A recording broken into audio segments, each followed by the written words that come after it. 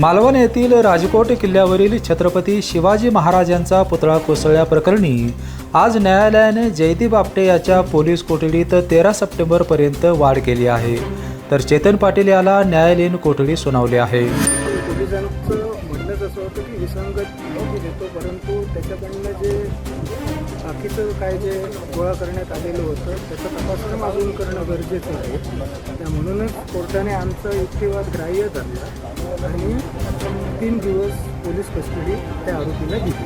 राजकोट किल्ल्यावरील छत्रपती शिवरायांचा पुतळा कोसळल्याप्रकरणी चेतन पाटील याला 30 ऑगस्ट तर जयदीप आपटे याला 4 सप्टेंबर रोजी अटक करण्यात आली आहे. या दोघांचीही पोलीस कोठडीची मुदत आज संपली होती. पोलिसांनी दोघांनाही न्यायालयात हजर करून तपासकामी पोलीस कोठडी वाढवून मागितली.